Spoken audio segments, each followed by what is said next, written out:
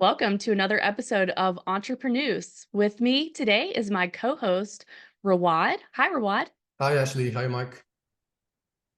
And I'm Ashley. I'm going to be your host for today. And our guest is Mike, the Polymath of the Easy Peasy podcast and the WTF forum. Hey, Mike, how are you?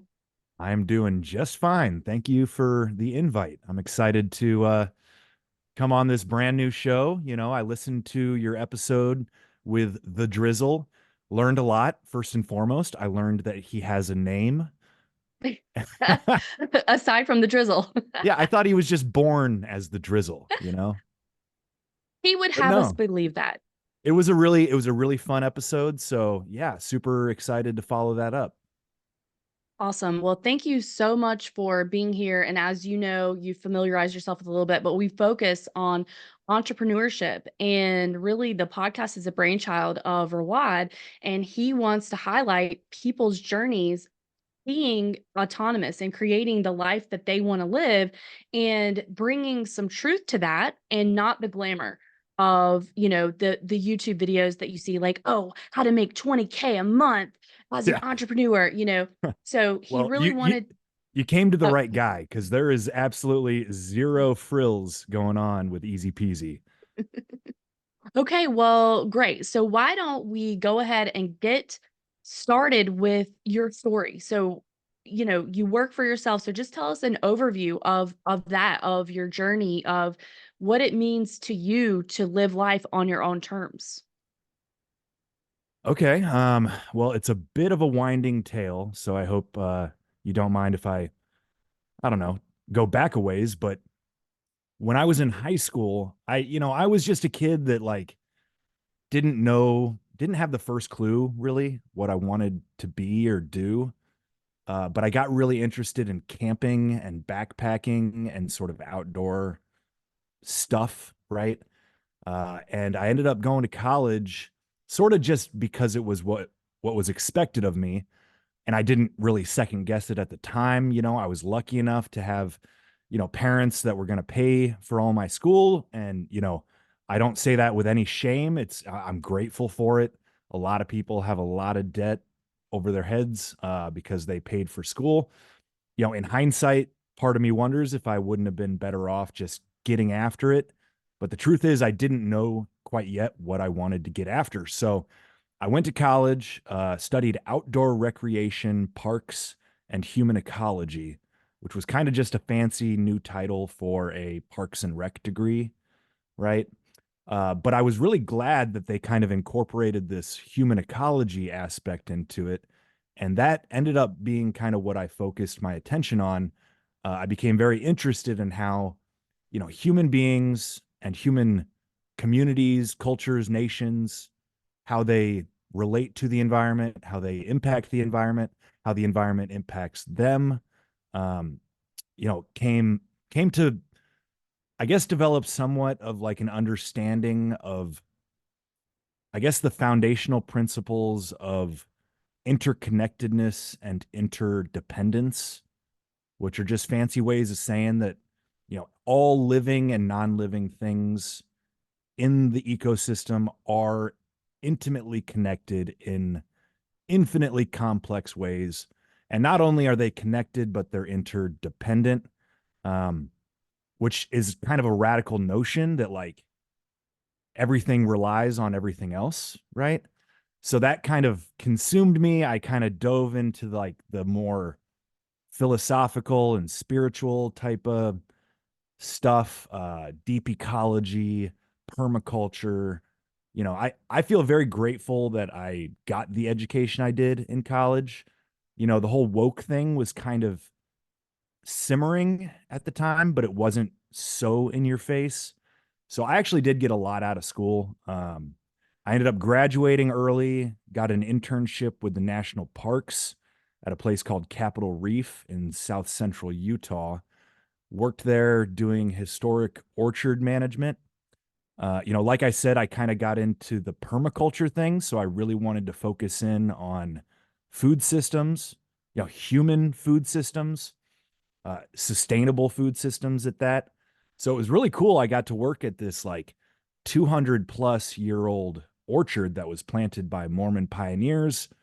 And unfortunately, my takeaway after 12 months of that internship was that the national parks were essentially imposing a slow and painful death on these poor, defenseless fruit trees. And it upset me. I said, why? Why are we letting these orchards die? You know, and it was for the dumbest of reasons. It was all because of red tape.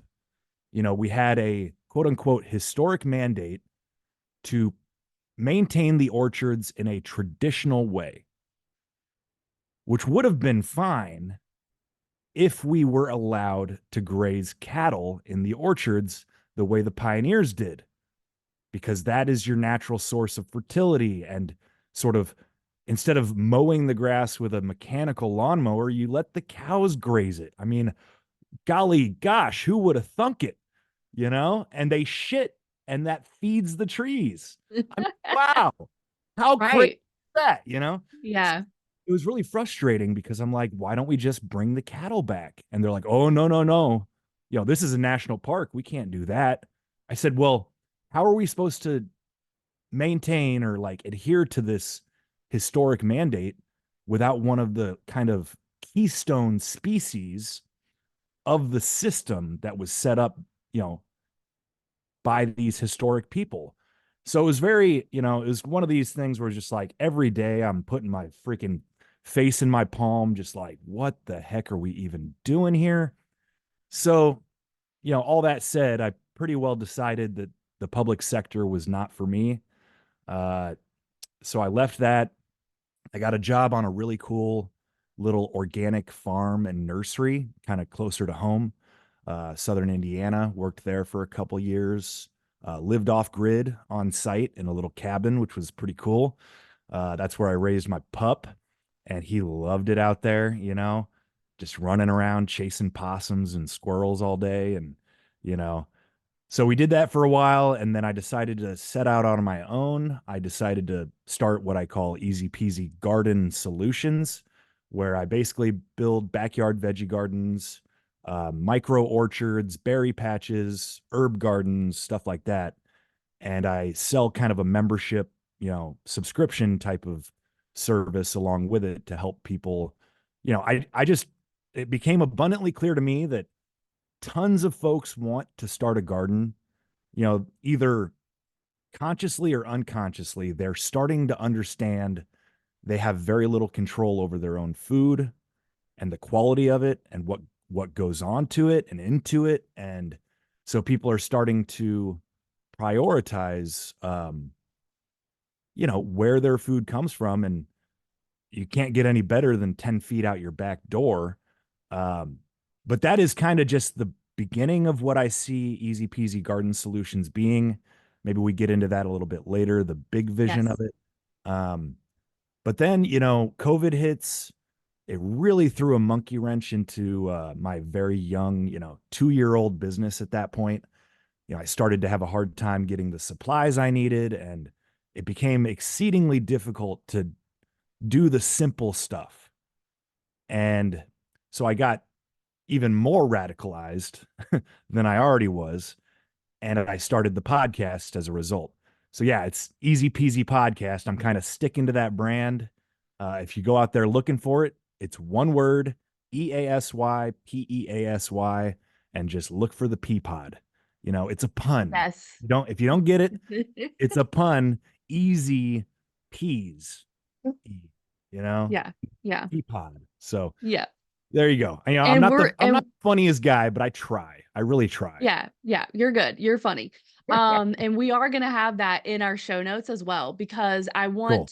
I want people to have access to your podcast, but I want them to also be able to take a look at your website. I want them to also be able to see that they can support you, that they can buy your book. And we'll get into that because it's Mhm. all part of the journey.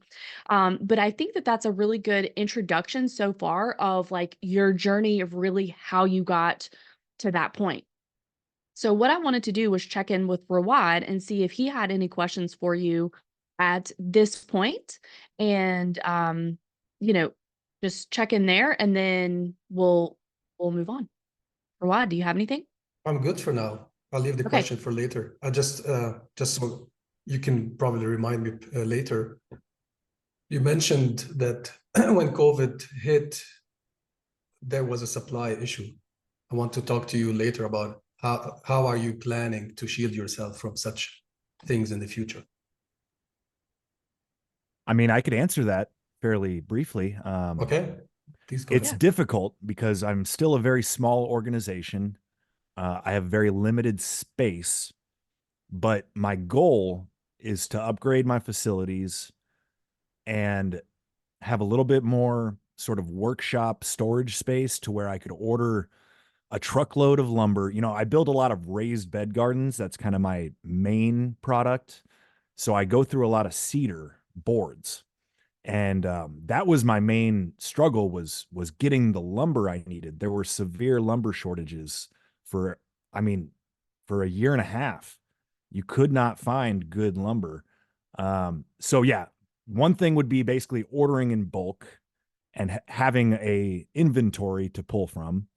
The other thing I find a little frustrating and I want to remedy is that I am dependent on a local bulk compost producer, and they produce pretty good compost, but it's not up to my standards. You know, you find little bits of plastic in it because they don't bother to, you know, take out all the garbage bags that people throw their crap into the big pile of, you know, so they shred it all up together. You end up with all these little microplastics. You know, don't tell my clients that. I don't want them to worry, but like I eventually really want to control my own compost supply and ensure that it's really clean and really high quality.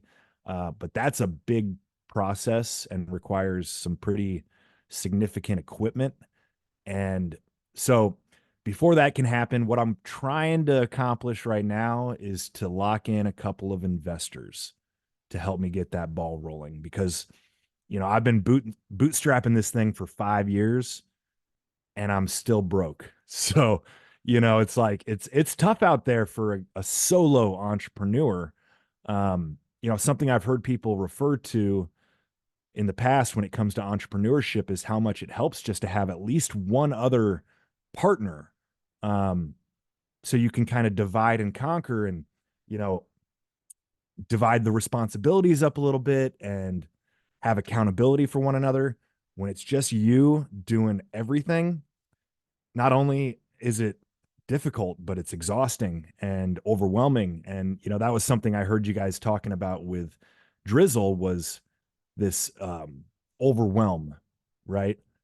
The symptom of being overwhelmed, what some might call analysis paralysis. Yep. That is certainly something I struggle with. And a lot of it is just simply due to the fact of very, very limited resources and trying to string together something beautiful with very little to work with, which I've Yeah. done a pretty good job of, but it's not easy. Right. And that's one of the things, that was one of the really excellent questions that Rawad had come up with to talk to people about is partnership. you know sort of what your thoughts are on that, the pitfalls, the benefits, and we've just covered some of those benefits of what that potentially could be, someone to share some of the burden with in just having a friend, a partner, of somebody to commiserate with in a way, and to have ideas and have more resources and more time and all that kind of stuff. So is that something that you have considered, or where are you with that? Well, I've approached a few folks. I have gotten 0 no's and just as many yeses. You know what I mean? It's kind of the hardest thing is to get that first investor to take that leap of faith, especially with a startup where there's so many unknowns. And so, you know, the other thing I would say on that note is I've tried to bring in like a helper at different points. And I wouldn't call that a partner so much as an employee. But I've been frustrated more often than not with that. Um, you know, I've developed a system where I can pretty much build any of these gardens by myself. It might take a while. It might mean I got to rent a machine to kind of, save on labor, moving dirt, moving gravel with a machine instead of with my wheelbarrow and my two legs. But hiring has been a struggle. I had one kid that was a rock star for about 3 months, but he was too smart to keep working for me. He went and became an electrical lineman. He's probably making $50 an hour doing that. So hard to blame him. But, everybody else I tried to hire was just kind of, I don't want to say useless, but just like very difficult to work with. And often it was 2 steps forward, 1 step back. I pride myself on being extremely efficient on a job site. So even just the simple thing of like, oh, where's the damn shovel? Like I left the shovel right here. Where's the damn shovel? And it's halfway across, the property. It's like, yo, if you use something, bring it back and put it where it belongs. So when I need it, it's there. Simple crap like that. Yeah. But it's really, finding good help is hard. Everybody will tell you that. Yes, So and that is something that I wanted to expound on a little bit because it's a common theme that I hear in my everyday life, like with small businesses particularly, but even with big corporations now. So then maybe that's something that Rawad can chime in on as well, is that, and especially after COVID. Now, I think that we know that they're trying to dumb people down through like whatever modality, you name it, whether that's like by earth, by sea, like whatever, food, air, everything, the education system, the indoctrination system, all of those things, the medical system. I feel like we know that that's happening, but why did it get worse after COVID? And do you feel like it got worse? Do you feel like it would have been easier for you to find somebody that was competent and interested before then, or maybe that issue has always been there? I think it was there. It was definitely made worse. Um, it's like even going back to when I worked at the nursery and small farm, we had I think I was a good employee, but we had a couple other guys that it was like there was constantly a rotation of like these sort of hands, these extra helpers. And it was just hard to get anybody that would show up consistently. And, and that was before COVID, but I think it's gotten worse. I mean, go figure, you put free money in people's hands, you tell them to sit on the couch for 2 years, and they don't really know how to come back from that, at least not immediately. Frankly, I think until people start getting hungry in this country, they're not gonna work, at least not Right, very hard. right. You So, feel that they're going to have some sort of exterior driving survival hey, situation that may make them actually take notice of what's happening and realize that they're going to right. have to get to work. And there's no better motivator than hunger, honestly. Sure. Yeah. I don't wish that Rawad. on Yeah. anybody, but that's Of course. Of that's how course. I feel, Yeah, I understand that. Yeah, I think there were many reasons. I think we covered this in autonomy a few times. So there at the time during COVID, there was Bitcoin going up. Everybody thinks that they can become a trader. You're sitting at home. Uh, I think I believe you can also become a YouTuber so easily. Everybody wants to become a YouTuber. right. Yeah. Next thing, Good luck with that. If you're speaking truth, you're not making money on YouTube. yeah, and they called it the Great Resignation. They were, if it was on the news, probably it was meant to drive that kind of behavior, because AI probably was in the works as well. And now you're seeing all the layoffs. I don't know. It's hard to tell, but there's a lot of also. I would blame also, since you touched on the question of doing everything by yourself. I think there was a glorification of DIY a lot before COVID. Everybody wants to do everything themselves and bootstrap everything as well. And I wanted to ask you, so couldn't you like train these people on your systems, how you work and so on? Or is it something out of the question for you? Well, I certainly tried. You know, my goal was to train these guys to be relatively autonomous, right? To be able to build these gardens the way I build them, ideally without me having to be there, right? I'm trying to work myself out of that part of the job. Even though I love the hands-on stuff, you know, preferably I would love to be at HQ, you know, making compost, developing new designs, new techniques, new strategies, kind of doing more of the research side, research side of the business, and have other people out there actually doing the service for our clients. Um, but I have a hard time trusting, you know, from what I've seen so far. Mhm. Like I said, I had one guy, 18-year-old kid, was a total freaking rock star. I just couldn't afford to keep him, you know? And so the goal actually, maybe this is a good point to kind of go into the future as I see it of Easy Peasy. I'm trying to, again, like with some funding, I want to develop a platform, if you will, that will enable independent contractors to use the Easy Peasy system for client contact, negotiation, design. You know, I want to have like an app where people can basically connect with clients to do what I'm doing, and they have all the designs worked out, you know, kind of like give them the instruction manual and empower them to do it for themselves, because I think those are the people I want to recruit. I don't want to recruit a person who just wants to clock in and clock out, you know, 40 hours a week and be done with it. I want to recruit go-getters who want to be self-employed, right?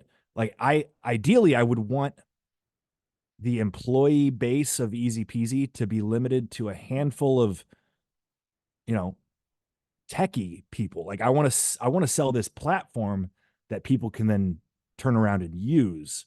Um, I don't want to employ hundreds of landscapers. That idea just terrifies me, you know? I want to have a small company that serves a lot of folks.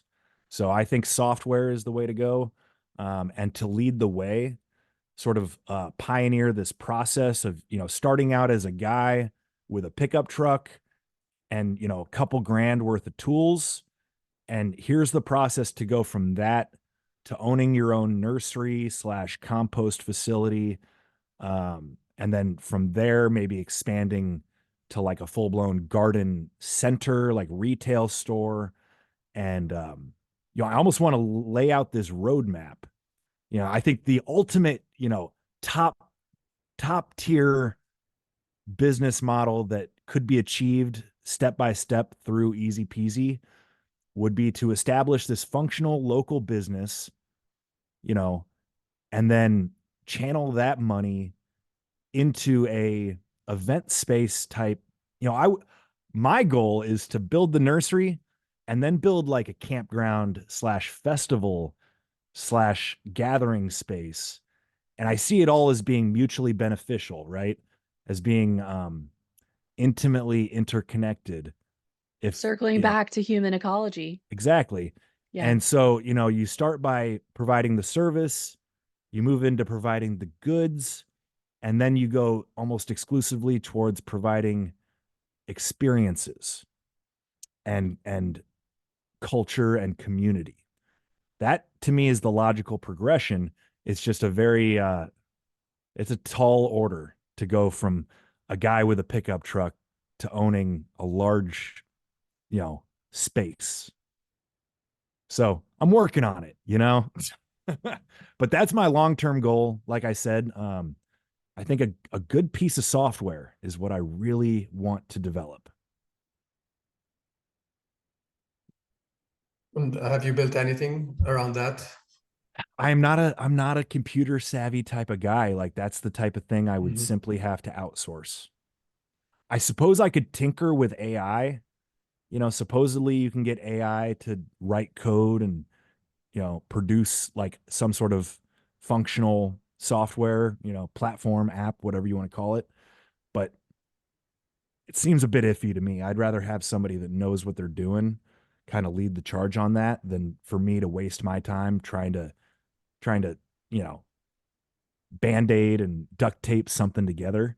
Um, you know, part of it is a little more, you know, there's simple components to the platform as I see it, sort of a register or a, you know, catalog of local, you know, contractors and farmers. And, you know, I'd like to see sort of an online farmers market where you can find somebody to buy chicken or beef or whatever from.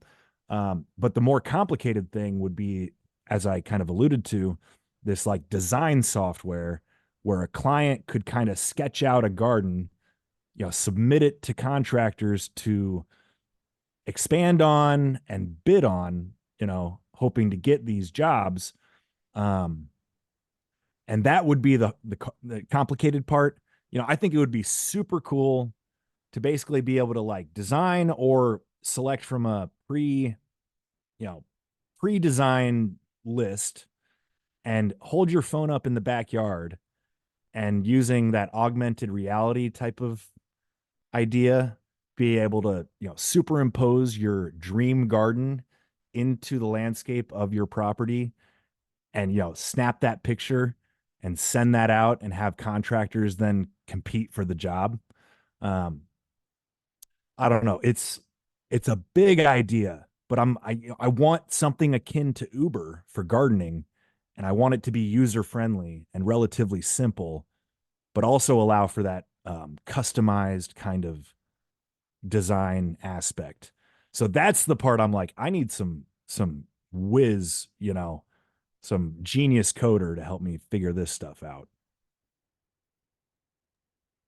So Yeah, what so oh, go ahead, Mike. I was gonna say, it's over my head, that stuff. I see what I want, I just don't know how to make it.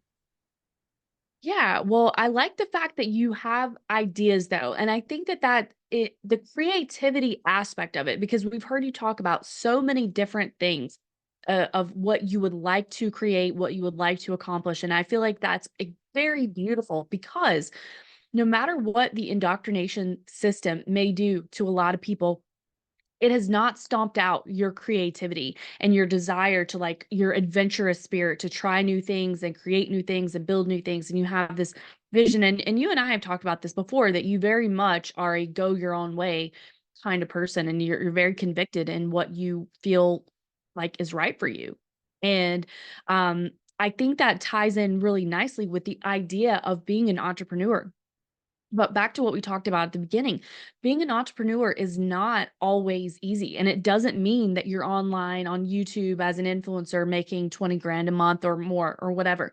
So why don't you talk to us about what are some of the struggles and not complaining, but getting real about what it means to choose a path that is not, a $25 an hour lineman working for a big electric company, right? Like, Mhm. what does that mean? What are some of the real struggles that you face and have faced?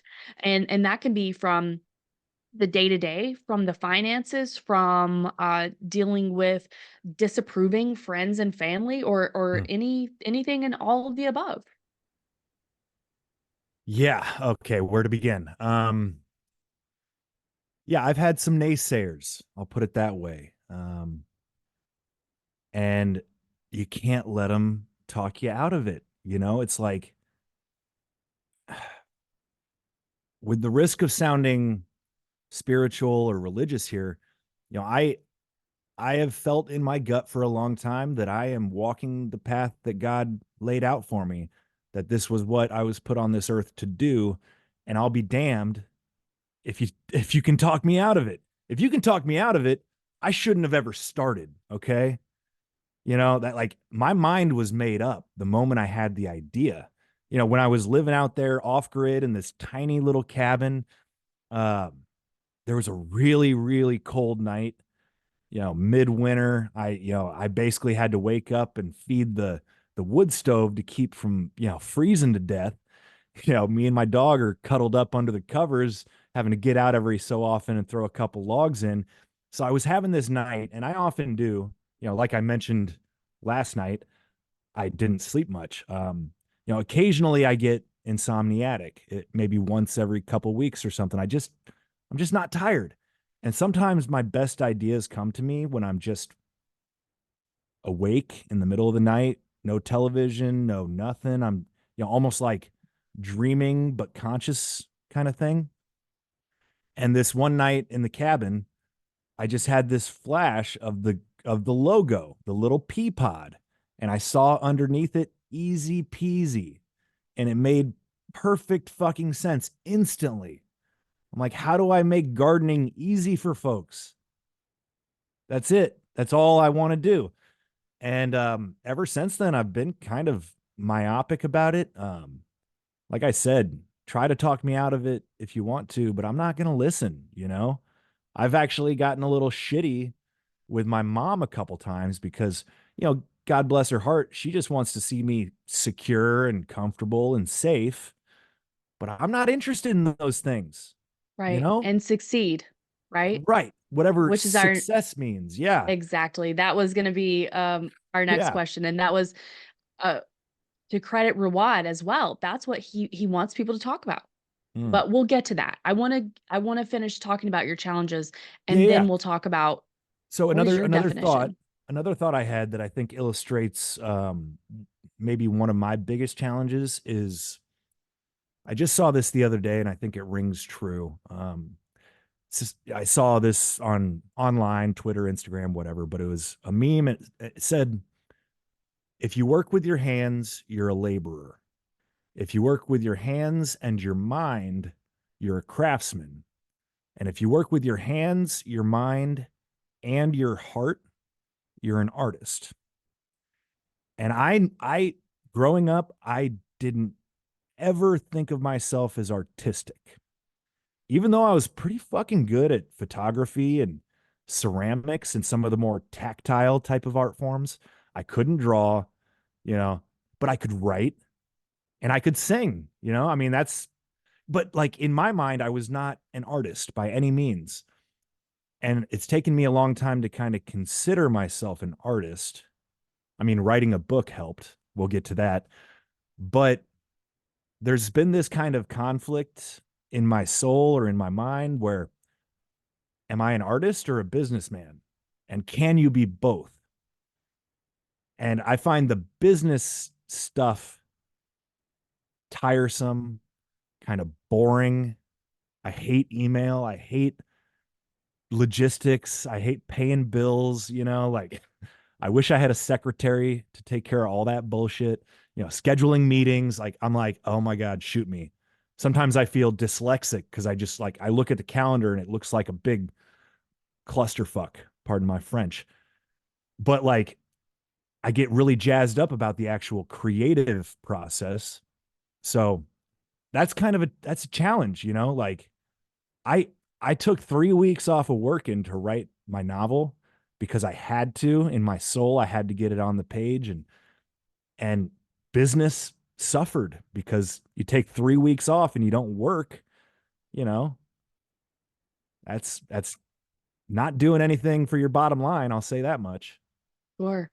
So you Yeah. have this conflict of trying to build a business when your heart is really not into the grind of traditional business, like, oh, emailing and scheduling and like all the stuff that's not what Mhm. you want to be doing.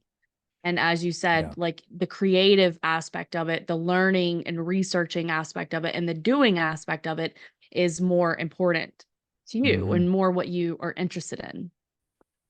It was the kind of thing, when I was in school, particularly high school, college, I was into my courses for the most part. I had a few courses I didn't care for, but in high school, I just coasted because I was smart enough to get away with it, I guess. And like, I would do sort of the bare minimum. If it wasn't interesting, it's like there's no motivation. And I think that's a common thing for folks like us that are a little more independent minded. It's like, some teacher that in your gut is probably dumber than you are, giving you busy work. Like that just to me, even at like 15 years old, I'm like, this is insulting. It's Like, galling. Yeah. what's the point? Why are you giving me this bullshit worksheet?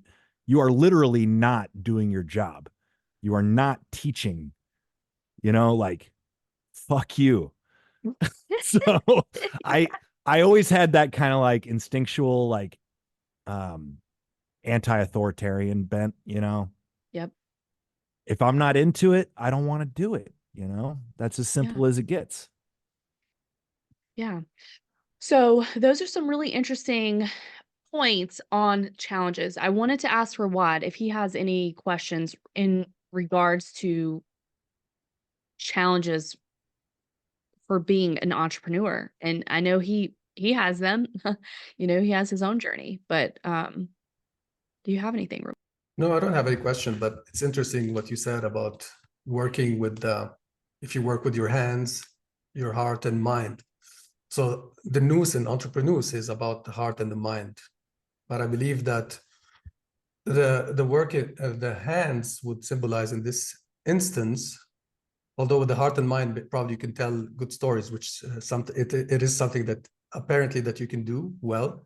But the hands, I would say, is also, whether it's writing or whatever, it's just to teach, right? That's what we want to do, right? We want to also make others either inspired or happy or content. I'm not saying to make them laugh. They say that the hardest thing to do is make people laugh, and the easiest is to make them cry. And nowadays, since you mentioned also, I think you're a musician as well. I said I can sing. You I can was like sing. I was a choir kid, and it's not as if I do anything with that, but it's it's just one of those little things where it's like, oh, I guess I was more creative than I thought.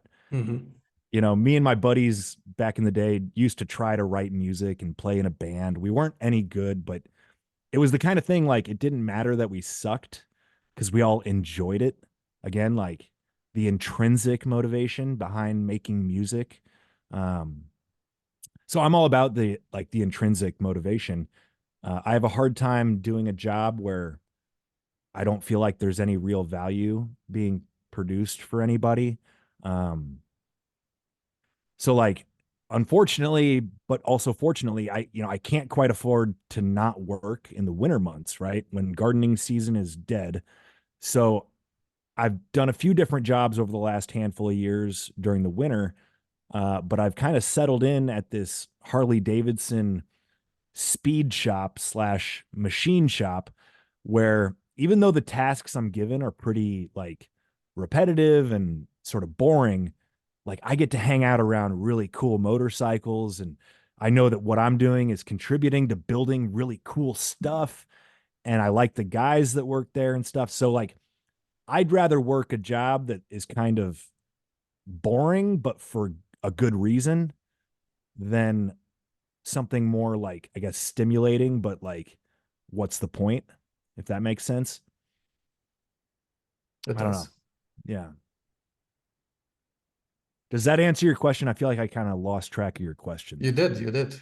Yeah. Okay. So it was not a question. I was just making a commentary. And I think what I want to say is that it's the most difficult thing to make people laugh, but I think the most difficult thing is to make people content. You don't need to be happy laughing or sad crying, right? So that's again bringing us back to the definition of success. So how do you keep yourself motivated? Well, with the gardening stuff, it's actually pretty easy, and even the tasks I don't particularly enjoy, like I mentioned, emailing and whatnot, I know that it's a means to an end. And for me, there's a lot of satisfaction in completing an installation, filling it full of plants, you know, getting paid by the client and saying, here's your garden, like, enjoy it. And people, certain clients do it more as like a status symbol, and they're like showing off for their friends, like, oh, look at this salad that I grew or whatever. But a lot of my clients do it for the intrinsic quality of, they actually want to be out in the garden, hands on. I try to balance, like, the amount of support that I provide and make sure it's clear, like, this is your garden, This isn't my garden. I'm going to help you with your garden. And like you brought up about teaching, that's kind of half of my job is a lot of these folks have never tended a garden. They wouldn't know a tomato from a pepper if you didn't show them first, at least until the fruit comes out. But it's like they want to learn, at least some of them. And those are the clients that I tend to actually hang on to, like season after season, are the ones that want to be in the garden with me. Instead of just paying me to take care of it, they want to learn. And that's really, that's my motivation. What about the menial tasks or the tasks that you do not like to do, as you mentioned earlier? Yeah, like I said, I can work up the motivation to do those, knowing that it's the means to the end of actually building the gardens. You can't do it without communicating and going to the meeting and setting up, doing the designs and that stuff. I have to like give myself a kick in the ass to actually get done. But it's kind of like, well, this is step ABC so that I can get to the stuff that I really like to do. But it's a little bit harder because it's not as fun as actually going out and doing it. You know what I mean? Like I said, if I could have someone else lining up all my clients and all my jobs, that'd be awesome. If I could have software doing half the battle for me, that would be even better, you know? Trying to automate it to some extent. Actually, Yeah, I really like that a lot because what actually reminds me of something that Rich says in autonomy, which is like if you're calling a client, what can I help you do today? Right?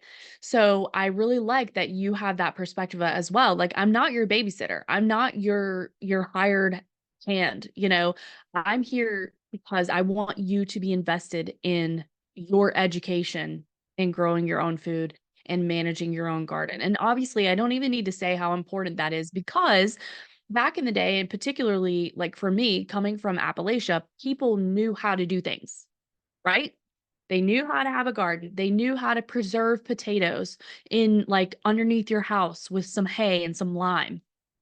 Okay. Well, somewhere along the way, that was lost By design. by design. Yes. And like, I guess, my grandparents, because that's what my grandfather used to do, but they had a garden every year, but that was not passed on to me. And I guess they Yeah. thought, maybe you don't need it or whatever, and here I am now, like this clueless person. I tried to do tower gardens. We can talk about that another time, Mike. It was a disaster. I think those Uh, things are a freaking gimmick. Yeah.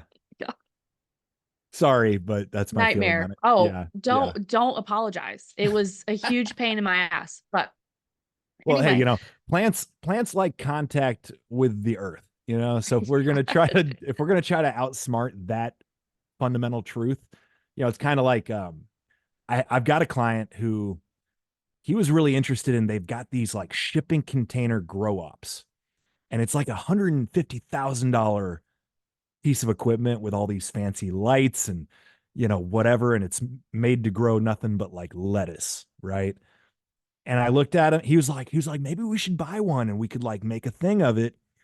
And well, I'm like, maybe you should buy one. But I told him, I'm like, look, man, honestly, I think that'd be a massive waste of money. I said, we live in Indiana. We have a great growing season. We've got good soil. Maybe if you live in Alaska, this kind of thing makes a certain amount of sense, but not here. You'd just be throwing money in the toilet for some overcomplicated piece of technology when we have sun and soil and rain. I mean, come on, yeah. we don't live in the desert. Let's not pretend like we do. Yes. And so anyway, though, I love that you want people to be engaged in the process and that, like we talked about, that the education aspect of it is important to you. So before we move on to what is success to Mike, I want to continue just wrap up with the challenges aspect. So we have highlighted the fact that, you're not necessarily in love with the administrative side of the business. So that's a challenge for you because you would rather focus on other things, but you understand that that's a necessary evil. Mhm. You have said that you have had naysayers and people that have tried to talk you out of it, which was impossible for them, which I love that you're that convicted about what you believe and your path.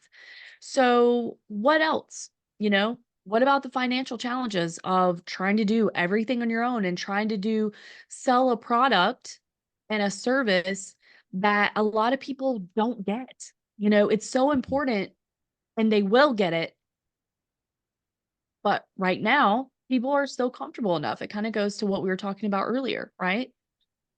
Yeah. I'll throw in one more thing. How Sure. about ethical challenge? Have you faced any ethical challenge?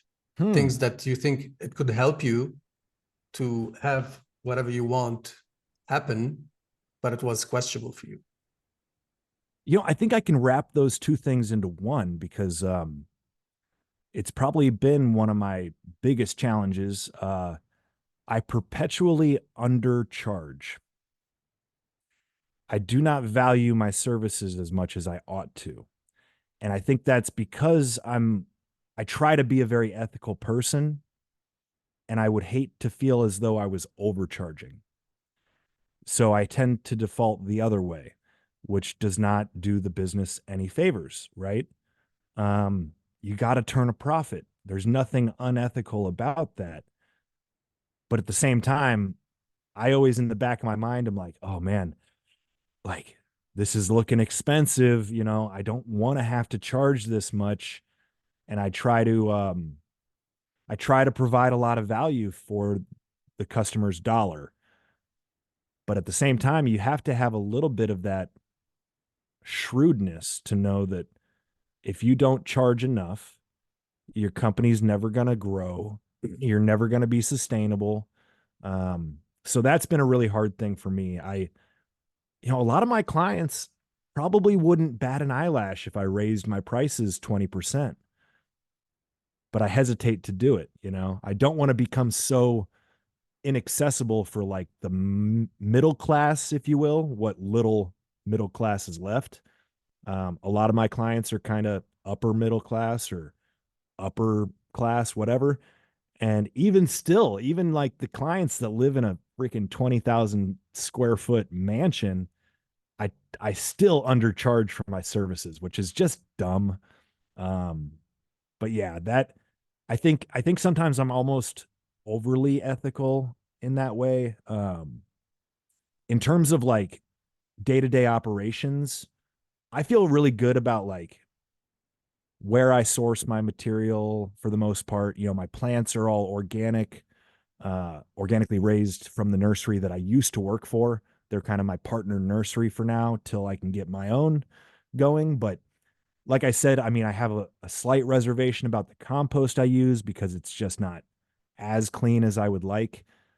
But I'm basically doing the best I possibly can with what I have at the moment. And whenever people ask me direct questions, I give them an honest answer. Even with stuff that might be a little controversial, like people ask me a lot about, the effects of Roundup and whether or not it's, you know, terrible to use in certain applications. If they have a infestation of honey locust or rather honeysuckle or something very tenacious and invasive and opportunistic that's kind of taking over the garden, I will often give them my honest opinion. A little bit of Roundup is okay. You won't hear a lot of people admit that in like the small organic agriculture space, but I think it's a tool for a job. There's a big difference between targeted application and broad application. I never would recommend broad application, but direct, attacking a certain plant for a certain specific kind of reason. It's like I want to be honest and reasonable with my clients. I don't want to be dogmatic or judgmental or overly idealistic. Sometimes you got to bust out the Roundup. I'm sorry. So, does that, I mean, in a roundabout way, that's my ethics in a nutshell, I think. Yeah, price is always the issue. I'm not sure if it's an ethical question. Always the price. At the end of the day, it's the price is just it's the value. Like it's how people show how much they value what you offer. Yes, they might pay for it because they cannot find it elsewhere just this time, and they feel that it's too pricey. But yeah, there's only one way to find out. It's just to test it out. And right? Yeah. Yeah. Well, I'll give you one more example. Something I've kind of refined over the last few years. I started out with just one membership price. I think I started with $500 a year, and that got you, I want to say it was 6 visits, 6 little, maintenance visits. But the problem was I've got some clients with massive gardens and some clients with tiny gardens. So it doesn't make any logical sense to charge them all the same price when I'm giving certain clients way more and other clients way less. So I decided to break it into a 3-tiered kind of membership system where you're either a basic, standard, or premium member based on your needs, right? And the thing that I changed this year, it's a subtle change. But I'm basically sticking with the same prices I did last year. But I told my clients, I said, this year you get the same number of visits, but it's going to be by request. Instead of me reaching out to you and saying, hey, you're due for a visit, I'm putting the ball in their court so they have a little more accountability. And frankly, some people, will pay for the membership and maybe not take full advantage. And then I make a little bit more money, but I don't think it's a bad thing because they probably just didn't need as much. Right. Versus, people that sort of, I almost felt were taking advantage of my time and using too much, almost taking me, I don't know how to phrase it exactly, but, getting more than they paid for. Right. So I'm kind of figuring out how to, set up certain boundaries, if you will, where people don't feel like I owe them more, that they've paid for something and they gotta reach out to me to get it, not that they're sitting around waiting for me to show up, but that they're saying, hey, we're ready for a visit. When can you come? And so being more like responsive instead of pressing, telling them when they need me. Because frankly, Yeah. I don't know when they need me all the time. It's like some gardens can go a month or two without much, and they just grow and they don't need anything done. So it's always weird when I show up and they're like, yeah, there's really nothing to do here. It's like, all right, well, I just burnt, $20 of gas coming out here. So that was not worth it. But you know Yeah. what I'm saying? So that I subtle think change. Yeah. that's very fair to put the impetus on the client to reach out to you in a subscription service. For example, Mhm. like if you, okay, so this is not the area that I work in massage therapy, but there are people that go to corporate places like Massage Envy, and they have a monthly subscription. Well, I can promise you that Massage Envy is not beating down your door, blowing up your phone and your email to get you to make an appointment. That's your responsibility to use your credit that you have with them. And it's the same way of like the doctor's office that we use, because this person did not want to take an experimental injection that would compromise their health, so they walked away from a really good gig as an ER doctor and established their own practice. And what they do with that is they have a subscription service, so they get around the insurance. So if you're in a certain age range, then you pay X amount of dollars to be part of this practice, and you get, some benefits for that, like you get priority booking, and like they'll deal with you over email if you are really in a pinch and things like that, right? But it's not that you have to use it, but you pay that subscription to be part of that practice, right? So I really like that you brought up this particular challenge, and it really does go into like your ethics, to your business model, and the other topic, and you had hit on the word right when I was getting ready to write it down: boundaries, because sometimes it's really hard for a small business owner, right? Because you do it in part because you want to have your autonomy, but also you want to help people and you care about people. You like these people, right? So you don't want to feel like you're taking advantage of them. You want to feel like you're giving excellent customer service and providing the experience that you want them to have. And sometimes that makes it really difficult when they might be taking advantage of you, and I think that allows us to take a good hard look in the mirror. And I'm really bad at it. I'm really bad at it. But it makes me feel a little bit better that somebody who's like as like, focused and convicted as you are, Mike, that sometimes you even still struggle with that kind of stuff. So, I think it's it's because of the conviction and the desire to be ethical that allows you to be put in that position of maybe giving too much to some people. Because it's hard to say no, especially when they've paid you up front, right? But right. I had to get a little stern with one client because she had paid for basically the mid-tier membership, which gets you 7 visits over essentially a 9-month period. But she had it in her mind that it was every month.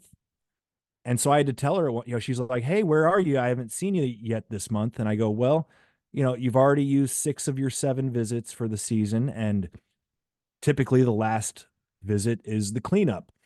Now, if you want me to come out, basically in October and do one more sort of maintenance visit before the November cleanup, I can do that, but I'm going to have to charge you." And she was almost a little upset by that because she had it in her mind that I owed her 1 visit a month, but it's not quite that way. So yeah, I had to stick up for myself, and we'll see if she comes back this year or not. But in a way, my client base is sort of self-selecting. And if they don't come back, it's kind of like no hard feelings. But those that do come back tend to be the clients that I really enjoy and like working for. So it kind of works out for the better in that way. Yeah, it definitely does. And I think that's another thing. Whenever you are involved in a person to person business, there you really have to do some work to be okay with people not coming back to you. But that's not always easy to do. It just isn't. But it's a good skill, in my opinion, to develop a healthy detachment. It's not that you don't care, but of being able to move ourselves into the acceptance of like this is the nature of the game.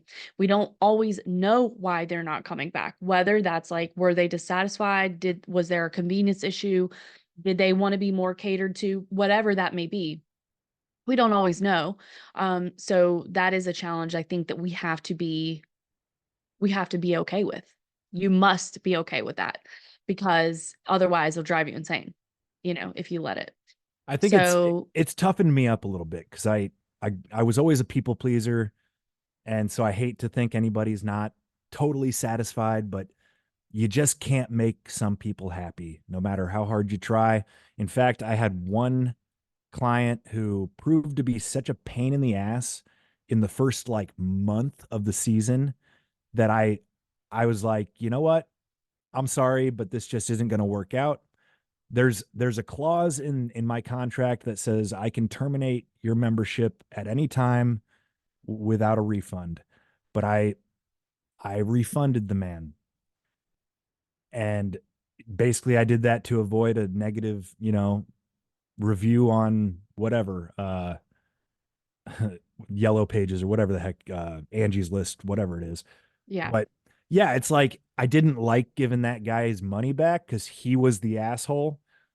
But again, it's kind of like, well, I don't want to have to worry or have this like hanging over my head like this guy's gonna, mess up my reputation. So I said, you know what? Here you go. Have your damn money. Have a nice life. Yeah. Yeah. And I think that that goes into, something that Rawat talks about, which is reputation. And what does that mean Hmm. as an entrepreneur, as working for yourself? And I think that it also goes along with like this review society that we have, and the benefit for people, but also the potential detriment, because you are going to have some people that are really difficult to deal with. And then, and I also think it touches on a huge challenge of being an entrepreneur or in any forward customer facing business, which is the customer. They can be the best, but they can be the worst. It's a really fascinating dynamic from the outside, but when you're in it, it's challenging. Yeah. I couldn't have said it better. Yeah, Yeah. it's funny that it's so maybe it's not always price. The price is money at the end of the day. But look how many times you mentioned money to solve the problems in just this conversation. You refunded to safeguard your reputation. You told her, you set the boundary by setting a price. If I'm gonna show up again, you have to pay. I have to charge you for it. And I just wanted to make a quick joke. Yeah, you could have told them, it's called the easy peasy and not the easy pleasy garden. There you I go. might use that. Yeah. For customer service, it should be in your script. Well, I almost feel the need at times to say, the idea of easy peasy is that it's easy for you. It ain't necessarily easy for me, Yeah. Just keep that in mind. If you think I'm charging, what you might think is excessive, well, you don't really see what goes into all this in the background. Even just the amount of time basically going and picking up all my plants and storing them and keeping them watered during that initial month of planting. There's a lot of labor that goes into providing, the whole thing is I'm kind of their, what do you call it? Like secret shopper or whatever. Designated shopper. I don't know what the correct term is, but like Personal shopper in a personal way. shopper. Yeah. They don't have to ever go to the hardware store or the nursery. I bring the plants, I bring the seeds, I bring the fertilizer. So, you might think on the surface like $100 a visit sounds like a lot, but really if I'm walking away with $40 at the end of that, I'm doing well between transportation costs, material costs, you name it. So yeah, it is, again, maybe it's my own like upbringing a little bit. I come from a very frugal kind of money focused kind of family where, it's like, I don't want to say cheap, but we'll use the word frugal. So like it's almost that poverty mindset. Even though I didn't grow up poor, it's that Yes. Scarcity mindset. scarcity mindset. Exactly. Assuming that what you're asking is on the high side. I mean, you probably should feel that way. If you don't, you're never going to make any money, Yeah, another point, thanks for bringing this up, is that we always think we use ourselves as the benchmark when we're pricing. That we're only going to be working with people who have this level of income. And something we do in marketing is that you have to choose your target audience. And what does that mean is that you need to put it down on paper. Who's this target audience you're going after? What do they value the most out of all the benefits that your service provides? How much income, or probably even disposable income, they might have for this thing or that. So having it on paper and knowing, so that you know who you're talking to, that helps you overcome this scarcity mindset, which is not necessarily scarcity mindset. It's just that we think that we don't know how rich people or people who are richer than us spend. There are some frugal ones, of course, but you need to know these things to have them noted down. So you know when you're talking to a customer, who they are, who are you talking to? Can they afford it or not? Because at the end of the day, it's also teaching, right? Marketing or sales, as we learn in autonomy, is you trying to help them make a decision. So you're kind of teaching them or giving them information that will help them form a good decision for themselves. So it's all about education, if you think about it. Even the price, you're telling them how much you value what you do, because I also know how much my previous clients value what I do. everything it's an exchange. Everything we do is an exchange of information. Yeah, just wanted to make a note on that. There was another point, but maybe it will return to me later. So we have gone over a lot of the challenges of what it means to be an entrepreneur. But why, let me ask you this then, Mike. Why go through all of this stuff, like the customer service issues, the financial issues, the debating on if you're charging enough, when you could go work for someone else, you could get a really good paycheck, you could have health insurance and 401k and all these things. So why do what you're doing? ADD. I mean, I joke. I don't actually think I'm ADD. I mean, I might be a little bit, might be a little bit of a lot of different things. I don't know what the heck's going on up here half the time, but no, in all seriousness, I almost never stuck with a job for more than 6 months at a time. I couldn't really help it. It's like I don't do well with boredom. And if I feel like I've gotten everything I can get out of an experience, I don't feel the need to stick it out just for the sake of comfort, security, safety, right? Like I said, those are not my priorities. At least not my first priorities, right? But no, I honestly, easy peasy is the first thing I've ever stuck with for this long. I've been doing it for 5 years. Maybe part of what helps that is that I get a break in the off season from it, kind of recharge those batteries, those emotional, social kind of batteries. Like I said, this job I have at the Harley shop, it's almost nice that it's so mundane and repetitive, and I just get to go and kind of not necessarily turn my brain off, but you know, it leaves my mind free to wander a little bit. But yeah, I guess I would never have been a happy human being getting a safe, regular type of job and just going through the motions and whatever. Um, I pretty much had the instinct that I wanted to start something for myself, pretty early, like in high school. I figured, I wanted to be some type of entrepreneur, and I probably should have took some business courses and whatnot, but I prefer to learn hands-on. Like I said, I picked the major I picked in college because it was interesting and fun and diverse in the right kind of way. The education was diverse, and I never got bored, right? So like I said, if I had gone to school, studied business management or something, I probably would have dropped out. I probably would have been bored to tears. Yeah. And I just don't think it was possible for my personality to ever just do the normal thing. Yeah.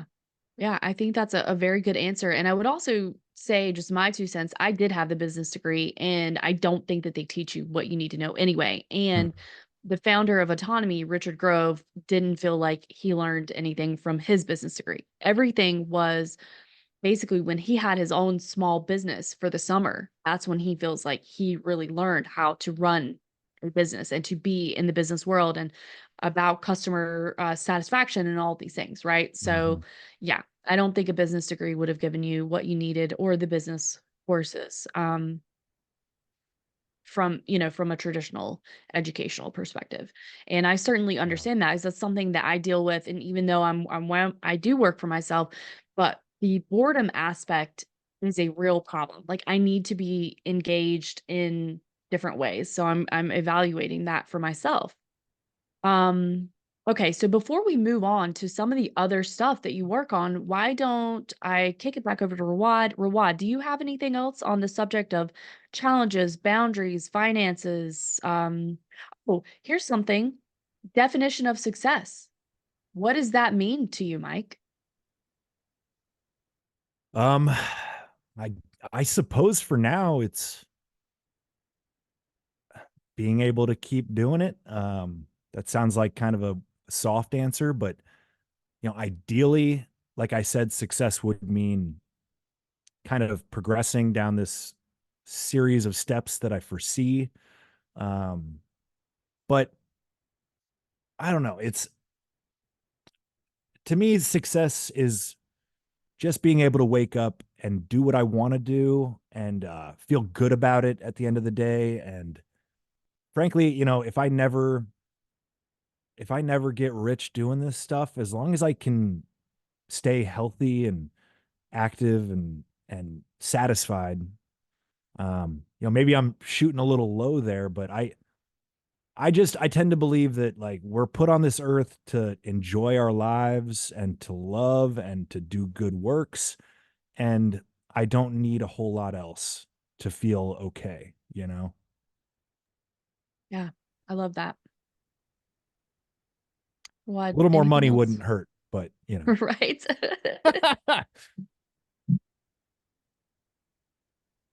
Rawad, any other questions, man?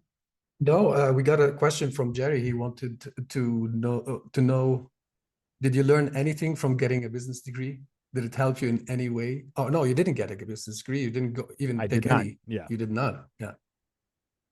No, instead I learned about the outdoor environment of how ecosystems work. And I think that was the most valuable lesson. Again, simply understanding the nature of complex systems, or at least roughly, none of us can fully understand these infinitely complex natural systems. Um, but just having that as a framework to operate under, it not only for gardening, but just for like, I don't know, like human networks, it's all the same. It's all, like you said, the exchange of information and, energy spent versus energy returned. And, the concepts of ecology apply to literally everything. So, you know, I will say, to answer that question, the degree that I got, I think really did help in a lot of ways. Um, like I said, maybe could I be a little further ahead business wise if I had started sooner? Perhaps, but I don't know if I would have gotten here without that step on the road. So, yeah. Absolutely. Yeah. Okay. Well, there's definitely several other things that I want to talk to you about. Okay. We do have a question from the audience as well, but I think that I want to save that because I want to talk about what else you do, Mike. So one of the things you're talking about is human ecology. And as I said at the beginning, that I have the pleasure of being part of your WTF forum that happens every Sunday. And that is one of the things that you really try to pull in, right? Like you love to have a thread of these seemingly unrelated topics and videos and things like that, and then weave them together with a narrative, which is a lot of fun because I show up and I'm like, I have no idea what we're going to be talking about. It could be Florida man. It could be how you are not able to get a Toyota Hilux in this country, even though it's an undestructible or indestructible truck, essentially. It could be like, you name it. It could be somebody yelling a great deal of profanity at police officers. It could be all of the above. You never know what the connection is that Mike is going to come up with. Usually I don't even know. No, honestly, I kind of operate by instinct there. Like Yeah, sometimes I'm it, like, there's something connecting all these and I'm not sure what, but it's it could be it's there. squirrels. It It could be could be squirrel squirrels. rescue. Yeah. Yeah. You don't know. It could be squirrel hate, squirrel rescue. I promise you, it is a journey. That's for sure. Yeah. So, but the idea of that, of taking what you're interested in and applying it in your other life, because not only are you an entrepreneur, but you do other things, right? You have the Easy Peasy podcast. You have the WTF forum as an offshoot of that, which is a decentralized podcast. And Mhm. then you also have written a book. You're an author. So why don't you talk to us about those, those things, that creative journey there, and then what does that mean for you to be doing these other things outside of your normal job. Yeah, and I would like to know a bit more. I think the audience would like to know about, you did self-publish, if I'm not mistaken. Yeah, would like to know about how successful you were in getting the thing out, and yeah, the details. If you can go into that, please. Sure. Yeah, so I guess I'll start with the WTF forum and we'll go towards the book. But and the podcast, WTF forum, all of it. It started because I had this feeling of like I was overflowing. I was a sponge that was saturated, and I needed to wring it out, at least a little at a time. And because I'd been absorbing information for so many years, and COVID hits, like I said, and that was kind of the spark, the catalyst that actually got my mouth working, putting these ideas together. And not always did it come out in a totally coherent way, especially in the early days of my podcast. Some of it was kind of rambling, angry.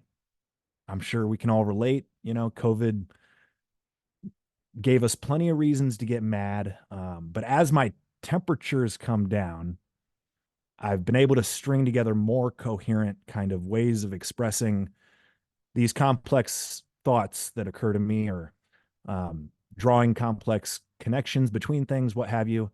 The WTF forum, though, was a way to, I guess, take a little bit of the burden off of just me trying to run like a solo show. I mean, it's kind of ironic because I tend to bring like the whole outline of what we're going to talk about, but just having other people to bounce off of is super fun. Not to mention, it was a means of developing a network, and it's worked incredibly well. We probably have at least a dozen or maybe 15 people over the course of 50 WTF forums that have contributed at different times. We've kind of come around to having sort of a core group, but we have people that hop in and out. They might join us one week, but not the next. They might join us once a month or once every 2 months or whatever, or they might never come back ever. I don't know, but I now have this network of content creators, podcasters that are really awesome people like Ashley. And so we're developing this, I won't call it an infinitely complex system, but it's growing into a more complex and a more stable kind of thing. I would love, I'm still playing around with what the forum could become, but I think it'd be really cool if we had like shorter shows throughout the week and then a big show at the end of the week, right? And maybe some of the contributors, throw an episode in that they did for their personal show, but they're like, oh, this kind of fits under the WTF umbrella. But really make it a decentralized thing to where it's not just me bringing the topics or, the one show a week, but, kind of expand it out, cover some more topics, stuff that I wouldn't think to cover, but maybe Ashley would, or Stella Q would, or Ando, or whatever. So I am tempted to take it beyond a once a week kind of thing if possible, but have it be kind of free form, totally voluntary. But yeah, shared ownership. Yeah. Yeah. I do have to say that I love the show. It's a lot of fun, and I love the sort of this, you know, unrequired nature of it, right? Like, be there if you can be there and you're welcome, but if you can't, we understand. And then having the input of a lot of other people. And sometimes it gets wacky. Sometimes it can be like a little more on the normie side. Sometimes it's really on the out there side, depending on who's there. But it's a lot of fun to get the perspectives of different people. So personally, I have really enjoyed it a ton, being involved in that particular project. So again, thank you to Mike for that. But My pleasure. yeah. So you also have been on, or had some pretty big names in the agriculture, permaculture space on your show as well. And you have actually done some speaking engagements, correct? For your work? Just one Okay. speaking engagement. I went and spoke at the Self-Reliance Festival down in Camden, Tennessee. And that's kind of organized by Nicole Sauce from Living Free in Tennessee and Jack Spirko of the Survival Podcast. And I've been on both of their shows at least a couple times. It's actually where a lot of my initial listeners came from, was me appearing on those shows. So for any budding podcasters out there, reach out to the shows that you like and say, hey, I'd love to come on and talk about X, Y, or Z. And you never know. You never know. You might go on there and you might get out in front of a few thousand or some tens of thousands of people, and you might only get 5 or 10 listeners from those 10,000 people, but that's how you do it, you know? And so, yeah, I went down and I spoke at the Self-Reliance Fest, and I discussed the topic of flow state, which is a topic I'm very interested in. This idea that whenever your skill meets the challenge at hand, you can achieve what they call like the optimal experience of flow, where you are executing at your peak performance level, but you're almost doing it effortlessly, right? Tons of athletes, dancers, artists, authors, you name it, have been interviewed about what it means to be in this flow state. And it's a fascinating thing. You know, I'm convinced it's the default mode for human beings, but that we live in such an overstimulating environment that it's very difficult to find that flow, to where you're Yeah. just kind of operating naturally at the right rhythm. You know, we talk a lot about frequencies and sort of maximizing your higher frequency. It's the same thing, you know? So that was a And lot I of would, fun. I was very nervous doing it. I'd never spoke in front of people like that. But it was fun, and I'd love to do it again. and I just wanted to add a quick note. Something that we talk about in autonomy is how the natural creativity of humans and the ingenuity and like the independence of people is kind of stomped out intentionally in school. And I would say that I that's a really interesting theory that you have, that humans are naturally made to be in this like high operating flow state in their life, or at least in parts of their life. And I would say that that would be one other thing that is intentionally taken out of the human experience. So, a very fascinating topic. And the other thing is that when we had talked about, and we've mentioned several times, that you wrote a book, and I had forgotten that it was in 3 weeks. And I remember hearing you discuss, you felt that you were in the flow state at that time. So why don't we talk about that? Because I think it's a nice transition from you speaking on that topic at a pretty major influencers um, conference. And then what does that mean for you in your real life when you're writing? Yeah, it meant that I became obsessed, fully obsessed. I couldn't stop until it was done. You know, that's why I literally took 3 weeks off and just wrote. And I will admit, there were certain illicit substances involved in achieving that prolonged period of flow state. I don't know. I don't think that's necessary, right? Right.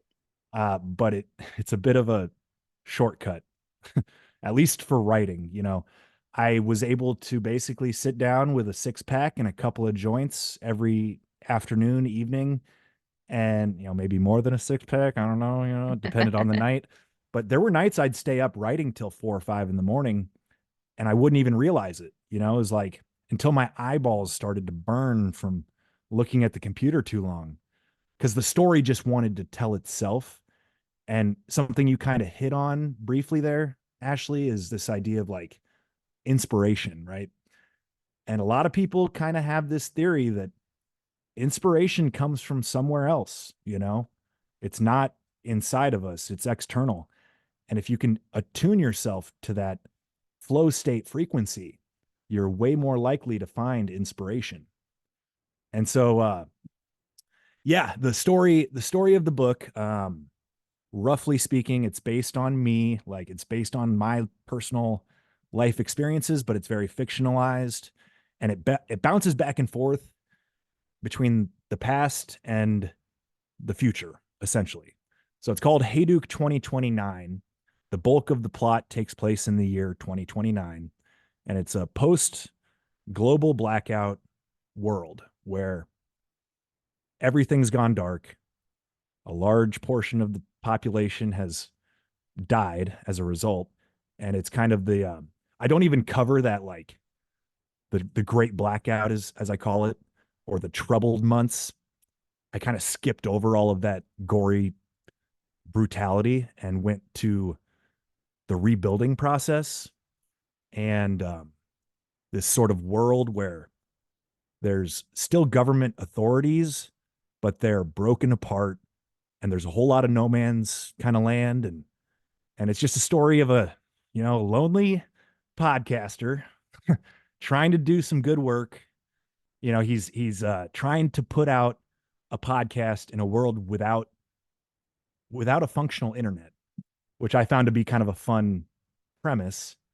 Sort of a pirate radio type of thing, a lot like what Drizzle was saying, but Yep. in a different kind of universe. And it's really just meant to be a fun tale with some underlying, themes and what have you. But really, it's just an action adventure book.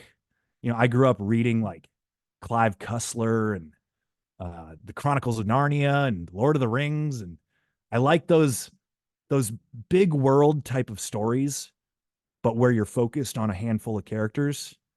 And yeah, it was just meant to be a good time, Yeah. Yeah, I have to say I have not picked up my copy yet, but that is my action item today. I'm getting my copy of your book and probably a couple copies. Hell yeah. Yes. I really So, I should order. I've got my one copy here. I've been working on the audiobook for the last few months, little by little, and putting that out on my podcast feed. But I should order another box of books and do another offering of signed copies for yeah, anybody. I would prefer to buy it from you, Mike. Yeah, I get a little more money that way, even with the cost of shipping. So yeah, yeah, maybe hold off and let me order some books, and I'll let you know when I've got them. Yeah. Yeah. Can you tell us a bit about the how you got to find a publisher, and how things are going? How do you spread the word about the book?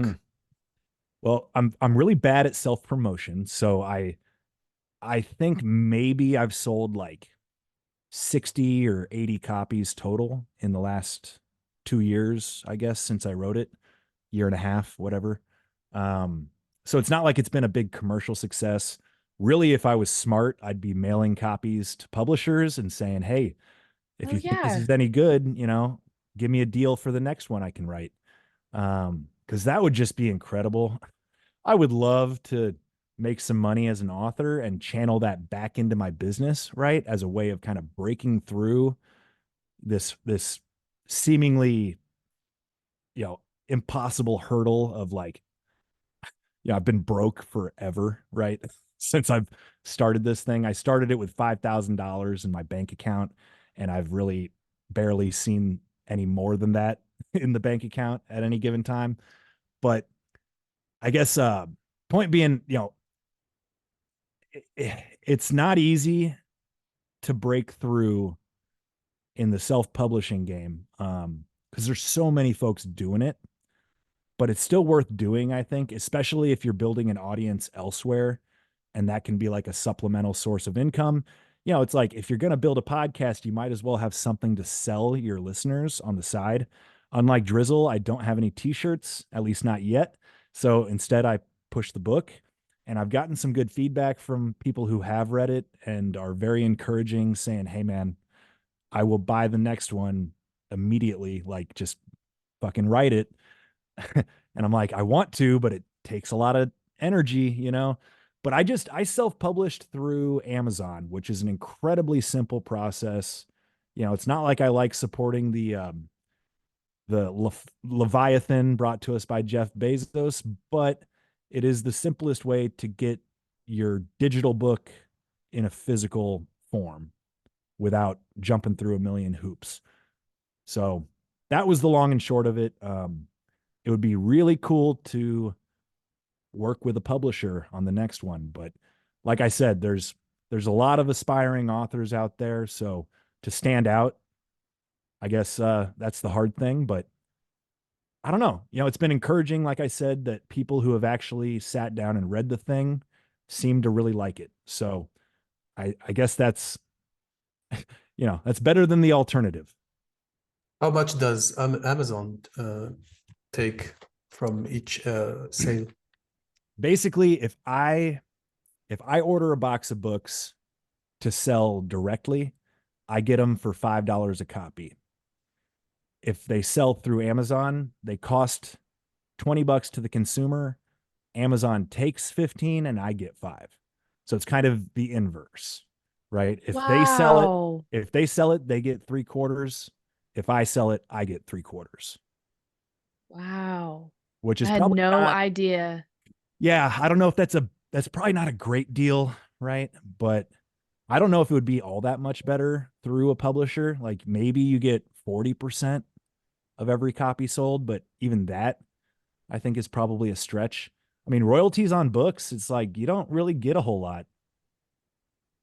Most They of the might help money, with the promotion, probably. well, that's it. Yeah, that's the benefit. And obviously with editing and sort of stuff like that, which I basically had to do myself. And if you do read the book, forgive me. I know there's typos still. Get over it. It's not a big deal. It's how you know it wasn't written by AI. Okay. So just embrace it. But yeah, if you go with a publisher, I would guess they probably take as much, if not more. But yeah, they help promote. They get you on the talk shows and the this and the that and the whatever promoting it. So yeah, I think the main thing with publishers is if they like what they see you're doing, they'll pay you a big chunk of cash to write the next one, which would be sweet, you know, instead of having to, basically go broke writing it myself and funding it all. Having a little bit of playing around money would help. A little bit of beer money would go a long way. Definitely. And just so everyone knows, we are going to put, I think I already said this, but all of your contact information, podcasting information, how to support you, how to buy your book, all that's going to be in our show notes. As well, because I want people to feel free to touch base with you, if they have ideas, thoughts, and maybe collaborations or what, just want to buy your book, support you. So we're gonna have that. I wanted to check with Rawad to see if there's anything else. If not, then we do have a question from the audience that I wanted to get your perspective on. Rawad, do you have anything before we move to that?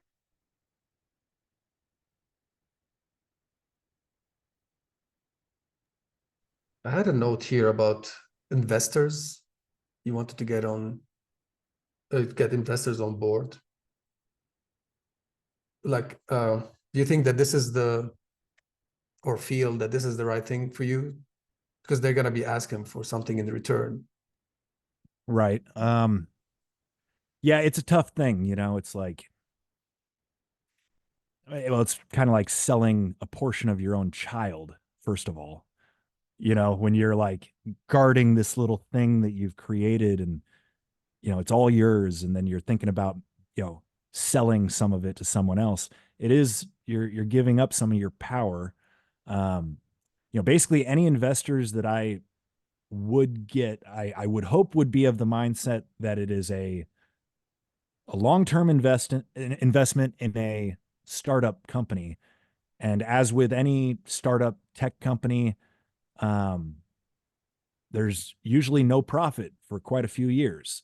But it's a gamble. It's making a bet on the idea that your $10,000 or $50,000 is going to turn into much, much more with enough time and growth in the business. And um, it's stuff that I've kind of slowly been educating myself on how it all works.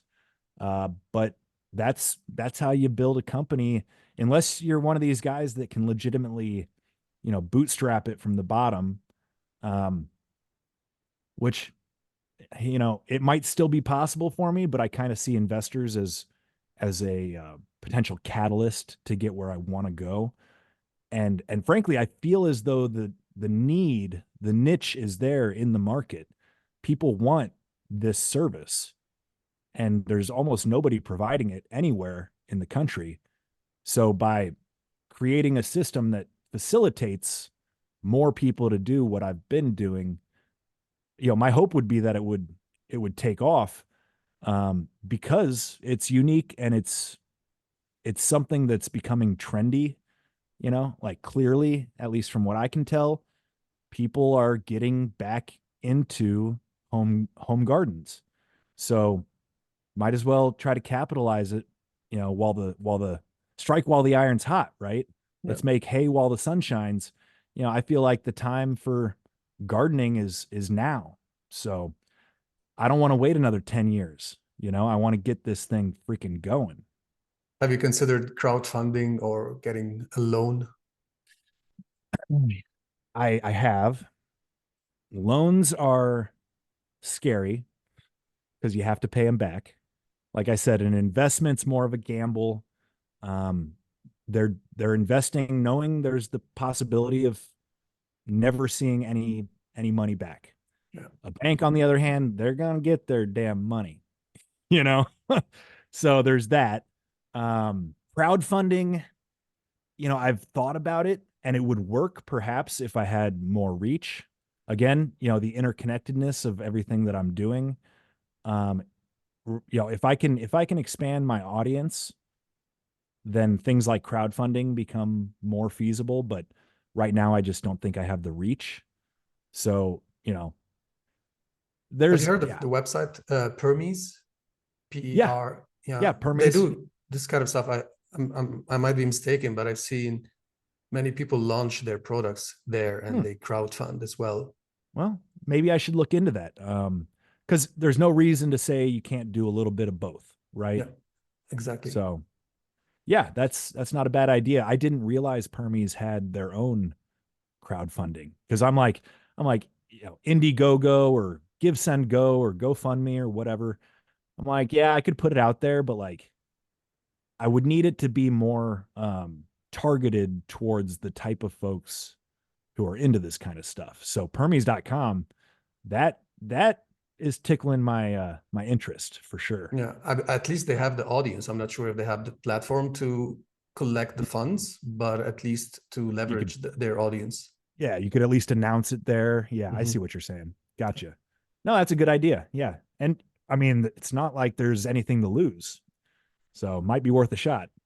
Yeah, and it's like the audience is probably your audience, because when I looked at it, they were building different stuff. Like, there were people building weird stuff to heat the house or to use it like multi-purpose stuff. So it can be for homesteaders and people who live on the land. So it can be something to look into. Yeah, it's not a bad idea. Awesome. Okay, well, for your part, Mike, do you feel like we have, I mean, obviously we could speak over a very long time about your whole journey, but do you feel like we have comprehensively covered, at least scratching the surface of sort of like what your journey has been, what you're experiencing now in your business and where you want to go? Like, do you feel like we've covered that pretty well? I'd say, yeah. Okay, cool. Because I wanted to do it justice. It's a really well, and the cool thing is, like I said, Rawad had come up with this idea to explore people's entrepreneurial journey. And it was never something that I thought about, but the more we do it, the more I love it, because like, we can talk on the WTF forum a lot, but we're talking about things, our opinions about things, and all, we're bringing our experience, but it really isn't necessarily focused on you. And even if you have a you focused episode, it's not necessarily about this specific subject, but it's a really important part of your life. It's an important part of your identity. of going your own way and doing things, as you said, without a safety net, you know? So it has been really fascinating to me. I was really looking forward to this episode. So I want to make sure that we're doing that justice while understanding that we have, a short amount of time to do that. No, I think we covered it well. If you want to know any more, either reach out to me directly or check out my show. There's definitely episodes that I've kind of dove into certain aspects of what we've talked about today in more depth. But yeah, no, I mean, I don't want to talk about myself all freaking day. Well, in this particular context, though, it's valuable, especially because I kind of see what Rawad is doing is like building a library of that, right? Like this information is useful. It's useful for me Mhm. because I consider myself to be a micro entrepreneur or whatever you want to say. Like I work for myself and there's some overlap, and there's always new ideas. And Rawad doesn't talk as much as me, but he has pointed questions, very thoughtful questions that always make me think like, "Oh, yeah, that's a really good point." So I hope that in building this library of people on their different journeys, that it's going to really be a resource for people. I mean, not only because it's an influencer or a content creator that they really like, but that they can see, because I think what and not to speak for Rawad, but I think what he's doing is he wants to show the true side of being an entrepreneur, of people that are thinking about it, maybe dealing with that safety net, of people that are doing a little bit of both, and people like yourself who are doing it on your own in spite of how hard it can be. So, Yeah, no, I think this is a great thing y'all are doing. Showing the good, the bad, and the ugly, right? Of yeah. going your own way. Because it's definitely not for everybody.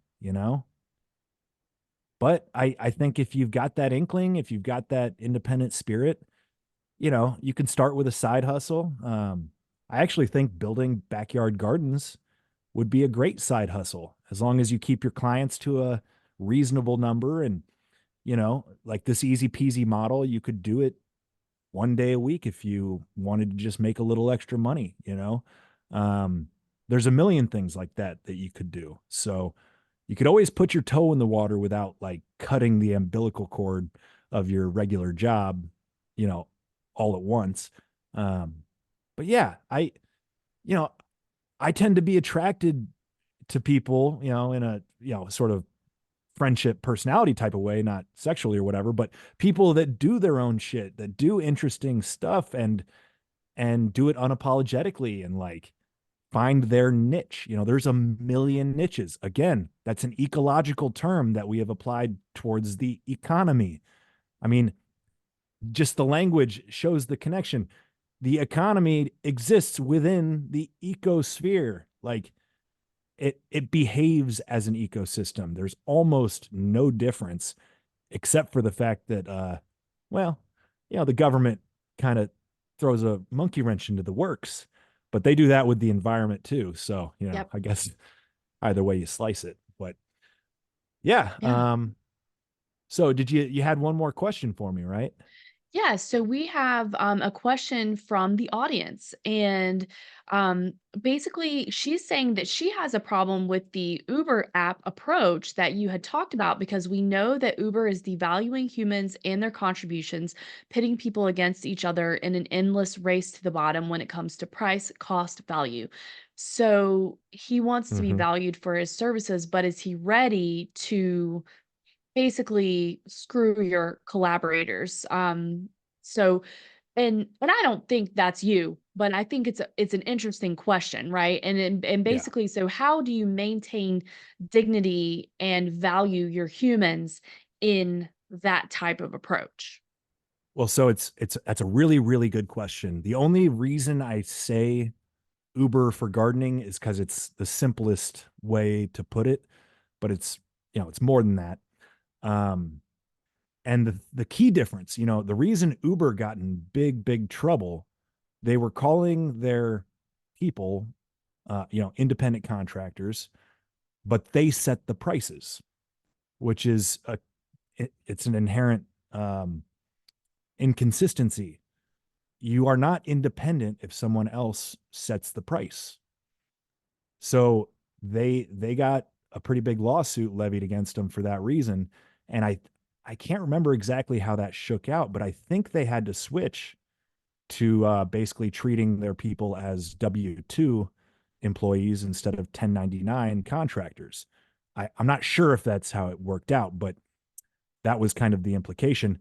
So to answer that question, I would want to do it differently, again, to where I am not the source of revenue or pricing or anything. Like, I almost think that the platform is a pay to play thing where both the client and the contractor have some fee that pays for the service of using the platform, but it's a flat rate.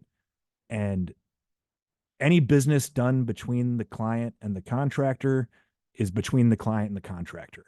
I almost think I would avoid even incorporating like a payment processor into the app, because I don't want to get mixed up into the business. You know, I want to empower other people to start their own business, and I just want to sell them a tool to put in their toolbox. Yeah. I really like that idea. And I'm thinking too, because I feel like you would really enjoy autonomy. But because it does have some of that business information that you're looking for, but also I feel like you have so much more to offer and you have all these ideas, right? So it's almost like this easy peasy education system, this easy peasy, like your own class offering to teach people how to be an easy peasy contractor or entrepreneur or, you know, Mhm. something to that effect. So you would have the education process or like the word is escaping me. I would call it easy peasy university. You know, Yes. there would be a tab on the platform, you know, education or whatever. And that's where, you know, I think it could go so far as to even doing like in-depth sort of interactive online courses or even Yes. in-person workshops. But I think it'd be really cool, again, like not trying to control other people's businesses, but offer like certifications and like Yes. qualifications and Yeah. like, you know, you are easy peasy certified, you know, moderate level orchard technician or what have you, Yep. right? Yeah. Have Franchise, specific, that's the word I was right, looking for. Sorry. franchise. That Yeah. was yeah. But yes, I think you have a lot of there's a lot of possibility, a lot of potential with that idea. And I really like the personal touch of you saying, "Okay, I feel that you truly are competent in this area to go out and interact with people in that way based on our interactions, based on the fact that you've done X, Y, and Z through the Easy Peasy University." So, Well, and you I you love that. brought up earlier the sort of the review based culture that we're living in now. I mean, I think that is mostly a useful thing. You know, reputation based sort of selection, right? So by combining like customer reviews and testimonials with like these optional certifications, you could build somewhat of a resume, or, you know, show you have some, what's the word? Some legitimacy, right? So when people are shopping around, say there's a few, you know, a handful of different contractors in your area that are listed on your Easy Peasy app, you can look, oh, well, this guy's 5-star rated. He's got XYZ certification. That's why his prices are higher than the guy who just started. Well, maybe I want to take a chance and save some money and go with the new guy. Or maybe I want to pay the extra and have the experienced guy. You know, that's, I want to create a free and open market where no dollars come through my hands except for what you pay me to use this tool. Everything else is between you, your client, and the fence post. Yeah, I like that. What about you, Rawad? Anything else before we wrap it up? Yeah, one last question. Do you do any in your work, in your business, is there anything that you do online? And how do you get your customers and how do you communicate with them? Um, as far as like marketing and like getting clients, is that what you're asking? Yeah, that's right. So really all I ever did, I set up a website, did my best to kind of make clear what I'm doing, what my backstory is, and what the service is, and I just kind of put that out there, and I called around to basically everybody I knew in central Indiana. You know, my friends, Hmm. my parents' friends, my friends' parents, my second cousin's uncle's brother's former roommate, you know. That's a little Spaceballs reference. But you know, basically called around when I first started and just told people, hey, like this is what I'm doing now. Whether or not you're interested, I just want you to know. And if you ever have a neighbor or a friend that expresses interest in starting a garden, you know, send them to me. And ever since then, word of mouth is all I've really needed. I could feasibly, I could probably double my client base, and that would certainly bring in more money, but it would also be pretty hectic. You know, I kind of like the pace I have. I've got right around 20 clients year to year, which is very manageable.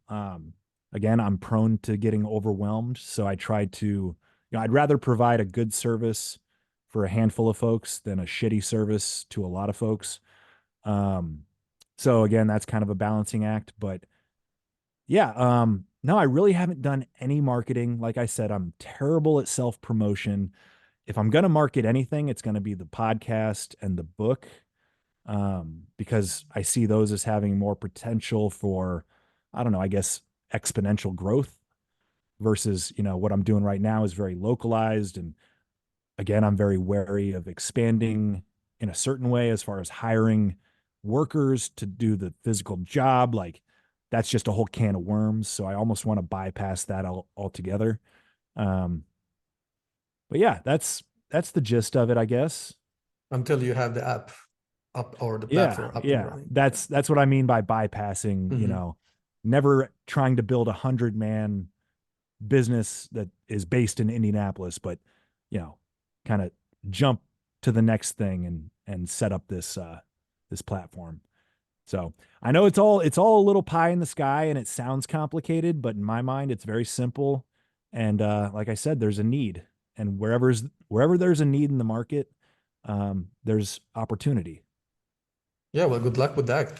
We would like to, everybody we interview, we want to touch base again in the future to see, because it's about the journey, right? We want to see where Mhm. you're at. And maybe we dive deeper into how things are going and how you got wherever you're at the time. So thank you. Yeah. No, that'd be great. I'd appreciate it. And thank you for having me. This was fun. Yeah, it was, I was really, really happy that you were able to come on with us and talk about this. It's a very fascinating journey. And as far as being pie in the sky, I feel like, I don't want to speak for everybody that's on this call that's watching right now, but I would say if you would have, like this crowd is not going to think that that's pie in the sky. Like this Mhm. crowd is going to think that you can do it. And they probably are starting to have ideas on like how it could be done. Which Yeah. is, very different, I think, than a lot of other groups of people. But anyway, so that's very interesting. And I am very interested in how you're going to continue to grow your journey. And we just happen to know a marketing guy for what. So Yeah. Yeah. if you if you want to touch base Well, with and him, because I was even thinking about your Anytime. book, like, yeah. that would be great. No, we should maybe do that. I would love to pick your brain on how to spread the word a little bit more effectively. And if anybody out there hears this and they're like, "Oh, this is really cool," like, um, I maybe know somebody who might be able to help, like software wise, or I don't know, raising capital wise, like do not hesitate. You know, my email is very simple. Michael at easypeasygardens.com. Okay. You can't mess that up unless you spell easy peasy wrong. But yeah, you know, I'm definitely looking to sort of team up with a small team of people that have expertise that I lack. Because once again, I can recognize my own limitations. I've been wearing too many damn hats since I started this thing, so I'm happy to bring some folks in that think this is a good idea. I think it's got massive potential. We just need some assistance to make it happen. Yeah. So I Gotta already make it have some happen. people in Yep. mind for you. that would be great. Yeah. We have a lot of gardeners in autonomy and herbalists Mhm. and homesteaders. We have entrepreneurs like Danny Lilly. I think he's into hydroponics. He's also into raising capital. I helped him build his course. So maybe I'll put you in touch with him. He can help you decide which way is the best to raise capital for your adventure, for your venture, sorry. Hey, it's both. It It's is. That's both, what I yeah. was thinking. Yeah, Um, no, and this is what's so cool. I mean, this is the kind of stuff that gives me a lot of hope in our future, is this networking that we're doing via podcasts, via various methods.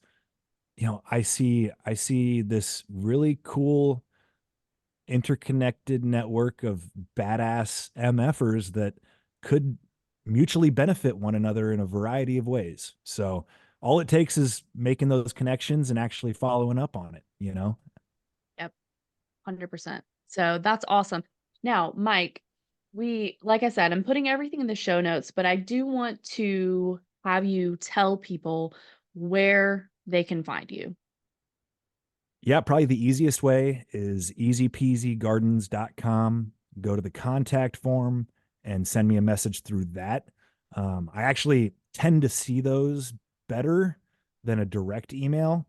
I get so much junk, as we all do. So when I see in the subject line, form submission from your website, I always look at those because usually it's somebody that wants my services or wants to get in touch with me. So that's a good way.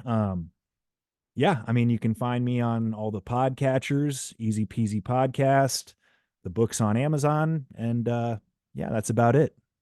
Oh, you could find me on Instagram and Twitter and stuff too. I go by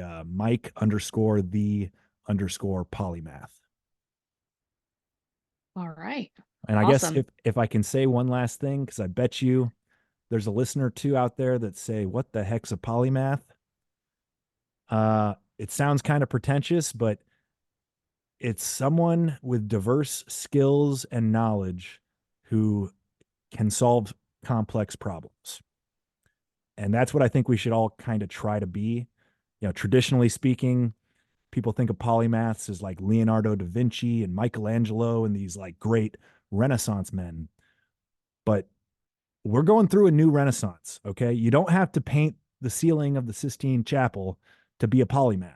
You just got to build your skills, build your knowledge, and attempt to solve complex problems, which I find usually can be solved with simple solutions. So that's the last of my little elevator pitch. But yeah, become a polymath, y'all. I like Perfect. that. And a shout out to our co-host Lee, who was not able to be here today, but I think she would have really liked that because that's one of the things that she talks about is that we all need to be Leonardo. We all need to be working on solving these problems and that kind of thing. So I think that she would really enjoy it. And to Lee, we missed you today and look forward to having you back again. So, having said that, Mike, thank you so much. If you want to hang out, we may have, a little chit chat with the Sure. folks that are here. But otherwise, I think that we're good. Rawad, do you have anything else you want to add before we sign out? No, that was a perfect ending. Jerry was asking for words of wisdom, and Michael just, delivered. Yeah, Find your flow, find your inspiration, and follow it. That's all perfect. there is. Yep. Sounds easy. All right. So for simple, not easy, right? Correct. Yeah. So, okay, well, thank you so much for tuning in to another episode of EntrepreNous. And you can find us on our webpage and our YouTube channel, which will both be linked in our show notes. Thank you.